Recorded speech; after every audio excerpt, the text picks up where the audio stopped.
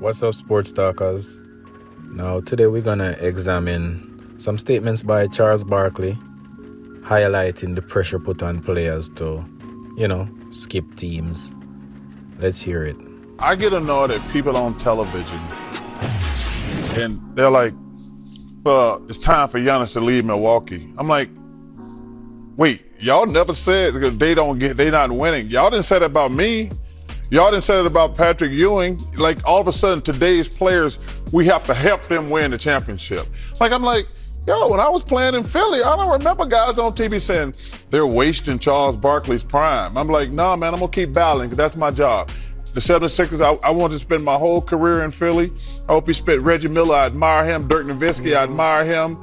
Those guys, they finally got it done. But this notion that when a great player, whether he's won it or they're not winning, he's got to move. I'm like, he don't have to move. I would love to see him spend his entire career in Milwaukee. Do they win a championship?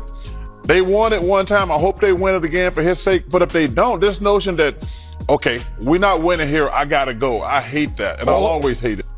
So, for me personally, I love what Charles Barkley is saying.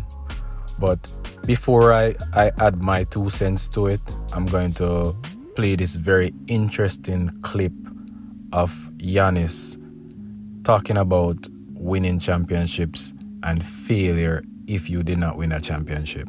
I just asked Bud the exact same question, but I'm curious for you. Do you view this season as a failure? Oh my God. Okay, because I'm not that up. You asked me the same question last year, Eric. Okay. Do you get the promotion every year on your job? No, right? So every year you work is a failure. Yes or no? No. Every year you work towards something, towards a goal, right? Which is to get a promotion, to be able to take care of your family, to be able, provide the house for them or take care of your parents. You work towards a goal. It's not a failure. It's steps to success, And if you've never, I don't want to make it personal. So there's always steps to it, Michael Jordan played 15 years, won 6 championships. The other 9 years was a failure? That's what you're telling me? No, I'm asking you a question. Yes or no? Okay, exactly. So why are you asking me that question? It's a wrong question. There's no failure in sports. There's good days, bad days. Some days you are able to be successful. Some days you're not. Some days it's your turn. Some days it's not your turn. And that's what sports is about. You don't always win. Some other people's gonna win. And this year somebody else is gonna win. Simple as that. We're going to come back next year, try to be better, try to build good habits, try to play better, not have a 10-day stretch with playing bad basketball, and hopefully we can win a championship. So 50 years from 1971 to 2021 that we didn't win a championship, it was 50 years of failure? No, it was not. It was steps to it, and we were able to win one, hopefully we can win another one. Sorry that I didn't want to make it personal, because you asked me the same question last year, and last year I was in the right mind space to answer the question back, but I remember it. So what Giannis said there is very, very compelling. It's like the perfect answer to the question, and I love the way how he did not make it personal. English is not Giannis's first language or native language, native tongue. So sometimes I realize with, people that English is their second language, they find it hard to find the words in the moment. So they might use a word that, changes the context of what they're saying. But he explained this perfectly. And I agree with him just on the premise that you can't always win, And I think this mentality of you have to win every single year, for me personally, I think this mentality began once LeBron left Cleveland and went to Miami. And then he left Miami and went back to Cleveland, and then left Cleveland and went to LA, and he kept on, combining with other superstars or star players to win. And even then, he still did not win every year. So that's just proof that you can't win every year. So if you lose a year, you just lost. Come back next year, try again, right? Now, there's this media push, media pressure for players to always be winning, And as I said, this came from that first time when a player actually moved away and joined up with other players to win. I think that's where it came from or started from. Now, what it morphed into might not have been LeBron's fault, but it's morphed into this thing where players always have to be winning a championship, or if they don't win a championship, it's like the worst thing ever, I see, and there's no pressure for players to leave their teams and go to small markets. It's always a pressure for them to leave their team and go to a bigger market. So it's pushed by the media, and I think it's pushed by the NBA in the background, because when the NBA's big markets have big players, there's more money to be made. If the Knicks have big players, the Lakers have big players, Golden State of recently, Chicago in the past, Boston.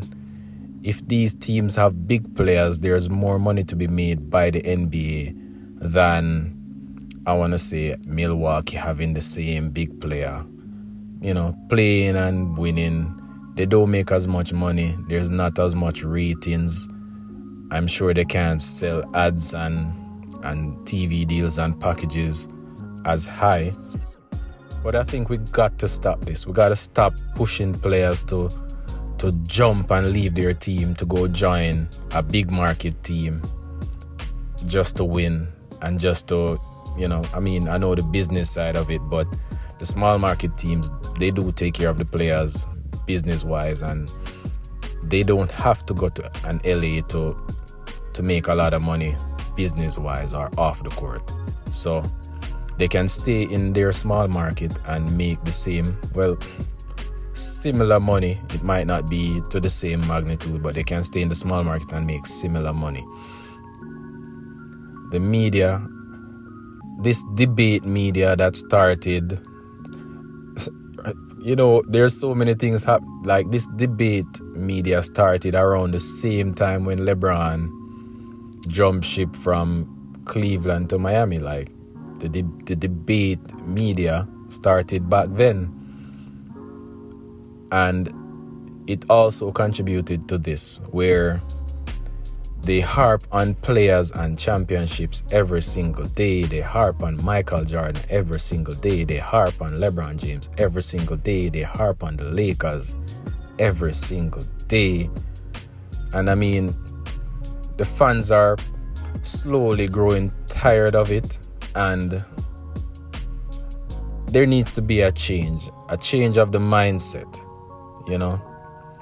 I'm not saying players shouldn't move, because teams are cutthroat and they'll trade a player. So if you want to move for personal reasons, fine, but I hate the idea of players jumping ship and changing teams because of this pressure by the media, by outside noise to go to a big market team.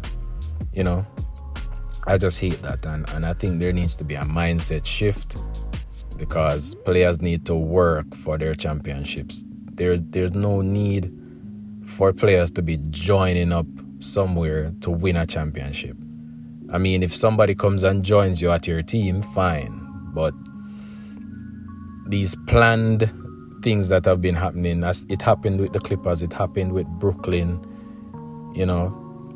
like players plan and join up at a particular team. Like a lot of these are happening, but most of them are failing, So I think players need to wise up. I'm not saying players should stick with a team out of loyalty, because the teams aren't that loyal. But what I am saying is, don't move just to chase a championship, because that championship, when you win it, it won't feel like you've won, because you'll be a front runner. And nobody likes to be a front runner except for LeBron James. Now, let me know what you guys think in the comments. This was a long one. It's a rainy day. I'm sure you guys probably heard the rain in the background. I'll see you on the next one. Peace.